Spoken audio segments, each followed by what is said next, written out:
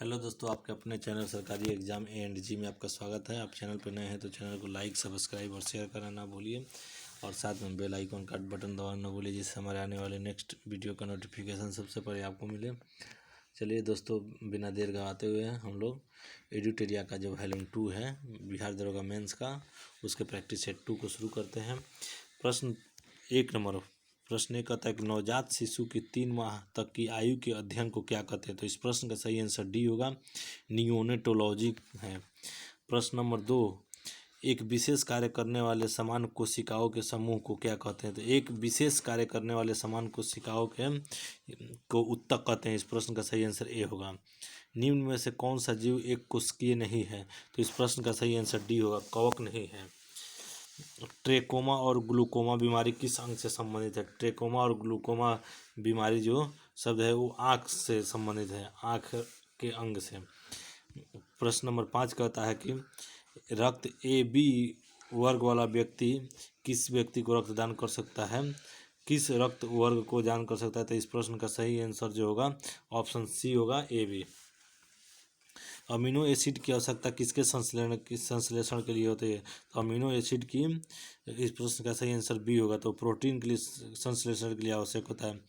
मानव शरीर में संक्रमण को रोकने में मदद करने वाला विटामिन कौन सा है। इस प्रश्न का सही आंसर ए होगा, विटामिन ए, जो शरीर के संक्रमण को रोकने में मदद करता है। विटामिन ए सबसे ज़्यादा गाजर में पाया जाता है, पके हुए आम में पाया जाता है और आपको पपीता में पाया जाता है। इससे आँख की रोशनी मजबूत होती है। निम्न में से विशालतम स्थलचर वन प्राणी कौन सा है। तो सबसे विशालतम स्थलचर प्राणी जो पूरे में पाया जाता है वो भारतीय हाथी है। प्रश्न नंबर 9 कहता है कि निम्न में कौन सा जोड़ा सही है। मिलान करना है, युग्म है। इस प्रश्न का सही आंसर जो होगा सी है, अपघटक बैक्टीरिया। प्रश्न नंबर 10 की तरफ चलते हैं। प्रश्न नंबर 10 कहता है कि पुष्प में नर लैंगिक अंग कौन से हैं। तो पुष्प में नर लैंगिक अंग जो है ऑप्शन बी होगा, पुंकेसर को कहते हैं।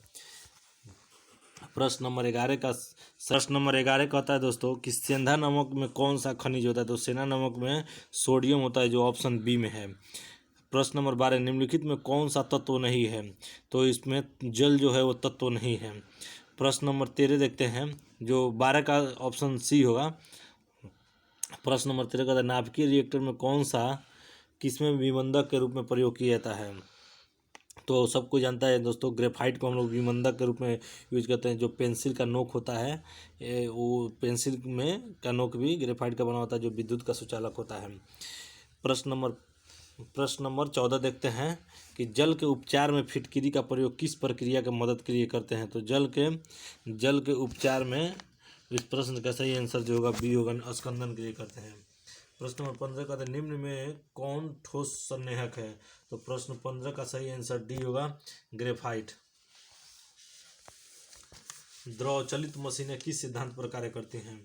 प्रश्न नंबर 16 का सही आंसर सी होगा, पॉस्कल सिद्धांत। द्रव चलित मशीनें किस सिद्धांत पर कार्य करती हैं। तो पॉस्कल सिद्धांत, एक कण समय के बराबर अवधि में एक वृत्ताकार पथ के गिर्द बराबर दूरी तय करता है, उसका एक समान। प्रश्न 17 का सही आंसर जो होगा बी होगा, चाल। सूर्य के चारों ओर घूमने वाले पृथ्वी के लिए कौन सा बल जिम्मेदार है। तो प्रश्न 18 का सही आंसर डी होगा, गुरुत्वाकर्षण बल। प्रश्न नंबर 19 कहता है निम्नलिखित सूक्ष्म जीवों पर विचार करें। इस प्रश्न का सही आंसर जो होगा बी है, केवल 1 और 3 सूक्ष्म जीव पर विचार करना है, तो वायरस और कवक।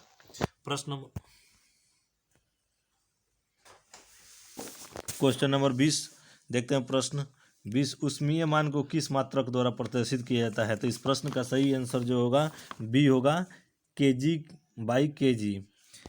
प्रश्न नंबर 21 की तरफ चलते हैं। चोट लगने पर रक्तस्राव को रोकने एवं रक्त को जमने में कौन सा तत्व सहायक होता है। तो इस प्रश्न का सही आंसर जो होगा डी होगा, थ्रोम्बोसाइट्स होगा।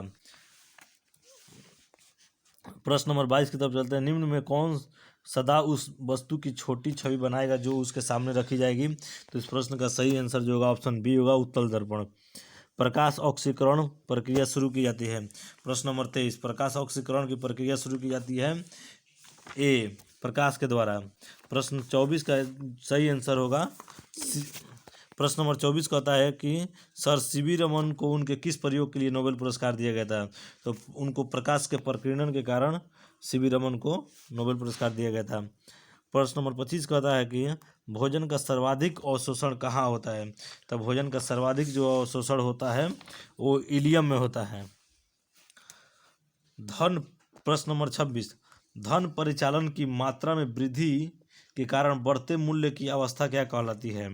तो इस प्रश्न का सही आंसर जो होगा 26 का ए होगा, मुद्रास्फीति कहलाती है। भारत में दशमलव मुद्रा प्रणाली की शुरुआत कब होती है? तो भारत में दशमलव मुद्रा प्रणाली की शुरुआत, प्रश्न का सही आंसर जो होगा डी होगा, 1957। 1957 में ही रुपए को यह कहा गया था कि 1 रुपये में 100 पैसा होगा। पहले 1 रुपये में 100 आना हुआ करता था। प्रश्न नंबर 28 की तरफ बढ़ते हैं कि गोल्डन हैंड शेक निम्न में किससे संबंधित है? तो इस प्रश्न का जो सही आंसर होगा 28 का सी होगा, कर्मचारियों के स्वैच्छिक सेवानिवृत्ति से। प्रश्न नंबर 29 की तरफ बढ़ते हैं। प्रश्न नंबर 29 का कह रहा है कि किस सरकारी एजेंसी ने राज्य सांख्यिकी की एक पुस्तिका विकसित की है? तो वह है नीति आयोग। पहले नीति आयोग का अध्यक्ष कौन होता है? तो प्रधानमंत्री होता है, और इसके उपाध्यक्ष जो हैं नवीन पनगड़िया हैं, और इसके सीईओ हैं जो वो रविकांत हैं। और पहले योजना आयोग के बदले, नीति आयोग के पहले योजना आयोग था। योजना आयोग के भी अध्यक्ष प्रधानमंत्री हुआ करते थे। वर्ष 2015 में इसे लागू किया गया। प्रश्न नंबर 30 की तरफ चलते हैं। वाणिज्य के किस पहलू से बुल एंड बियर शब्द का संबंध है? तो बुल एंड बियर शब्द का ऑप्शन सी से है, स्टॉक बाजार से है। प्रश्न नंबर 31 की तरफ बढ़ते हैं। मिलान करने वाला है, कॉलम ए और कॉलम बी है। भारतीय अर्थव्यवस्था में कोर सेक्टर के अंतर्गत आते हैं। तो भारतीय अर्थव्यवस्था किस कोर सेक्टर के अंतर्गत आता है? तो इस प्रश्न का सही आंसर जो होगा डी होगा। 1, 2, 3, 4 सबके अंतर्गत आता है, कोयला, सीमेंट, पेट्रोलियम और स्टील। प्रश्न नंबर 32 की तरफ बढ़ते हैं। महावीर एवं बुद्ध किसके शासनकाल में उपदेश दिए थे? तो महावीर और बुद्ध ने बिंबिसार के शासनकाल में, ऑप्शन बी, उनके शासनकाल में अपने उपदेश दिए थे। प्रश्न नंबर 33 कहता है आलमगीरपुर जो हड़प्पा स्थल का एक स्थल है जो किस प्रांत में पाया जाता है? तो जो आलमगीरपुर है, 33 का सही आंसर जो होगा डी होगा, उत्तर प्रदेश में स्थित है। तेलुगु कृति आमुक्त माल्याद के लेखक कौन है? तेलुगु जो है उसके, तो इस प्रश्न का सही आंसर बी होगा, कृष्णदेव राय थे। प्रश्न नंबर 35 को देखते हैं। निम्न में किस मुगल सम्राट ने स्वयं अपनी आत्मकथा लिखी है? तो दो ऐसे मुगल सम्राट थे जिन्होंने अपनी आत्मकथा स्वयं लिखी थी। इस प्रश्न का सही आंसर जो होगा बी होगा, बाबर और जहांगीर ने लिखी थी। निम्न में से कौन सा भारत आने वाला पहला अंग्रेजी जहाज था? तो इस प्रश्न का सही आंसर 36 का सी होगा, रेड ड्रैगन।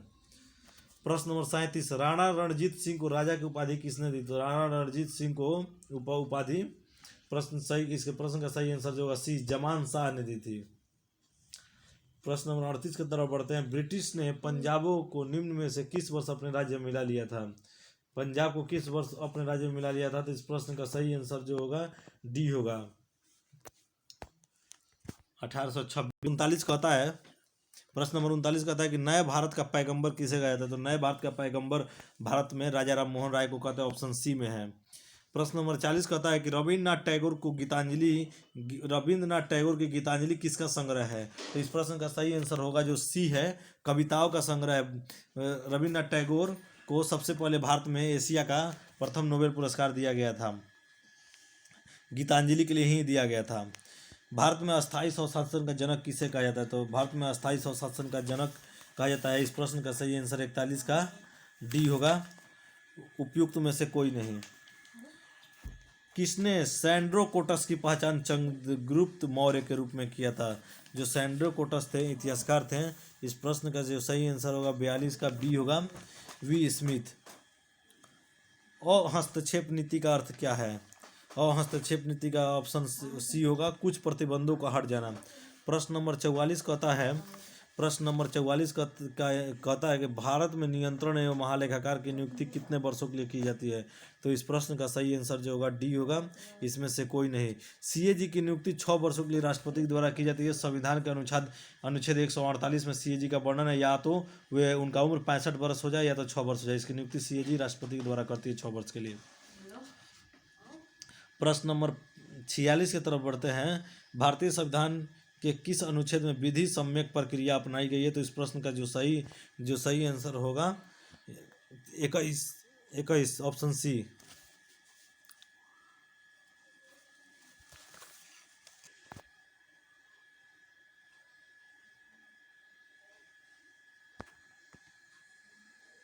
हाँ, प्रश्न 46 की तरफ बढ़ते हैं दोस्तों। प्रश्न कहता है 46 कि भारत के राष्ट्रपति पर महाभियोग की प्रक्रिया कैसी होती है?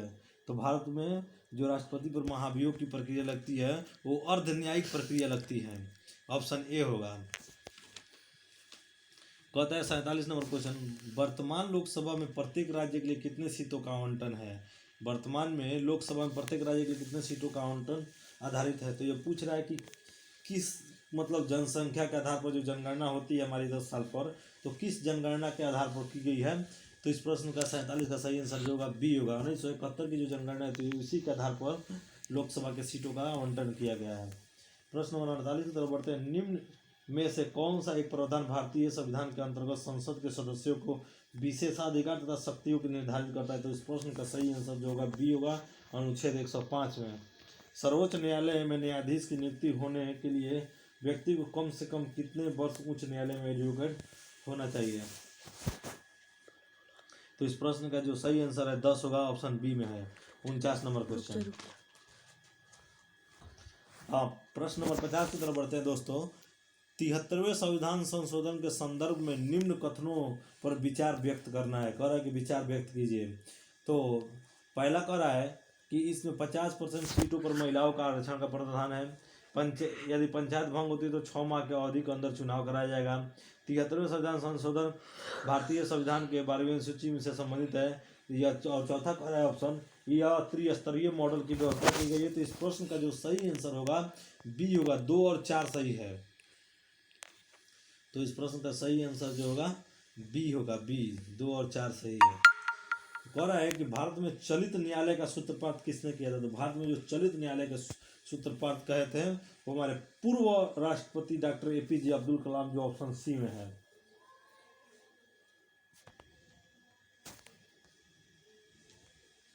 हाँ दोस्तों, देखते हैं क्वेश्चन नंबर 52 पूछ रहा है कि स्वतंत्रता का अर्थ क्या होता है? इसमें स्वतंत्रता का अर्थ पूछा जा रहा है। तो स्वतंत्रता का सही अर्थ इसमें ऑप्शन सी में दिया हुआ है।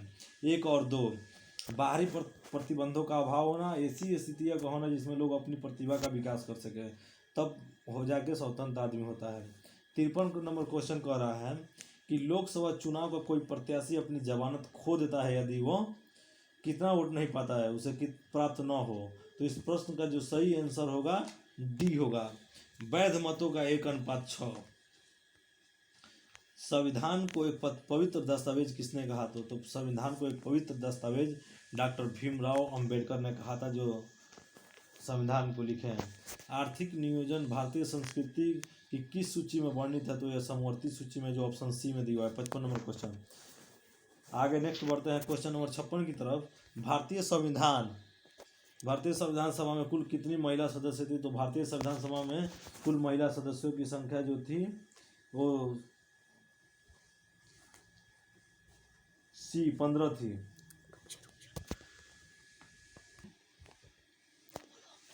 हाँ, निम्नलिखित में से प्रश्न नंबर 57, निम्नलिखित में से किस एक अधिनियम ने भारतीय संघीय शासन की व्यवस्था की थी?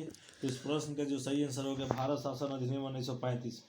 प्रश्न नंबर 58, विश्व प्रसिद्ध द थ्री गॉर्गेज डैम किस देश में अवस्थित है? तो यह इस प्रश्न का सही आंसर 58 का जो होगा सी, चीन होगा।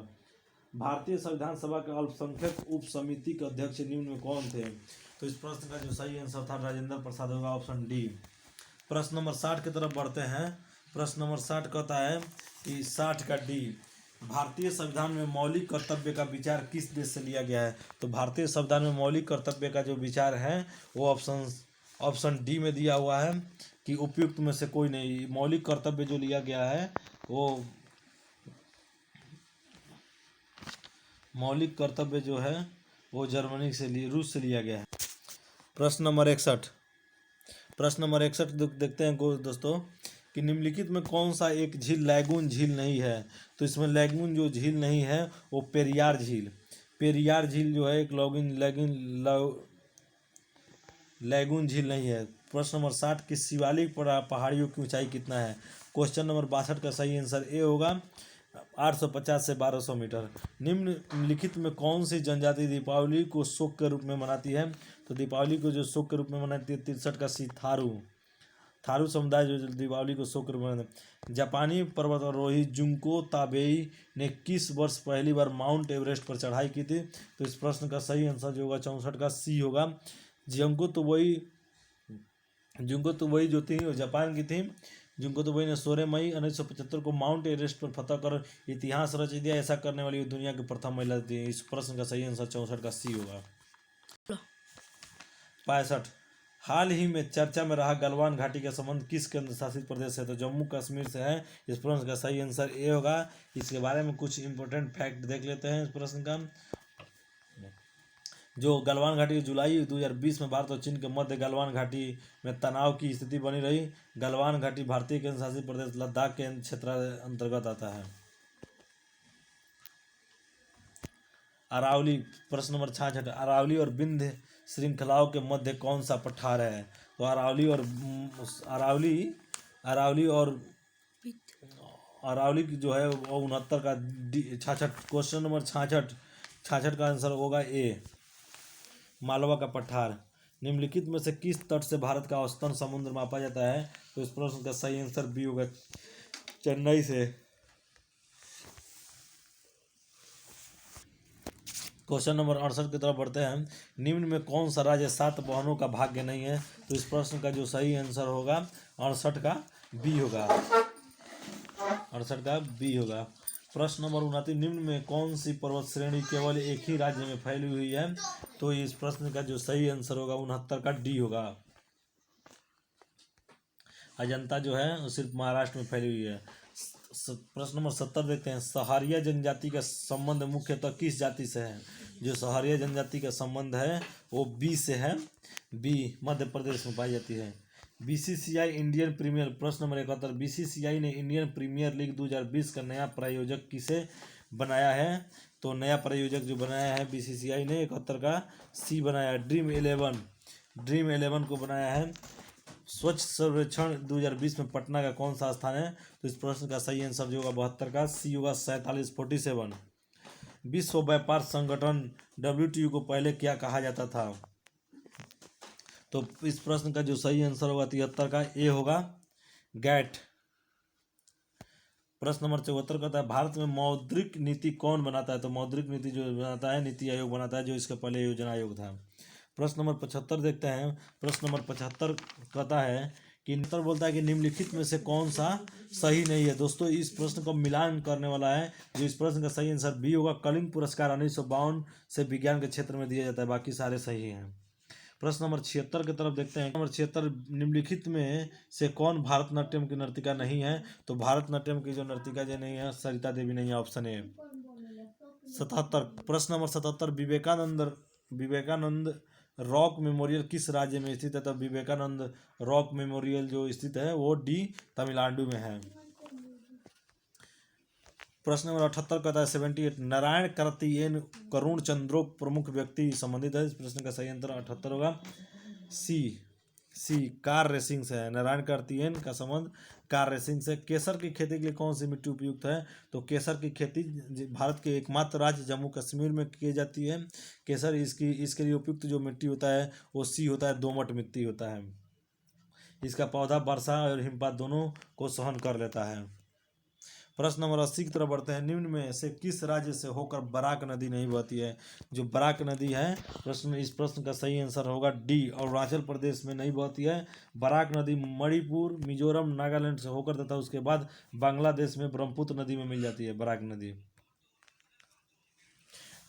दोस्तों हमारा प्रैक्टिस सेट ये 2 चल रहा है एडुटेरिया का मेंस का। आप कुछ ही दिनों में रिजल्ट आने वाला है, आप मेरे साथ तैयारी में लगे रहिए। और इसके बाद से मैथ के क्वेश्चन और रीजनिंग है जो आप कर सकते हैं अपने से। अगर आप कहिएगा तो मैं इसका आंसर डाल सकता हूँ।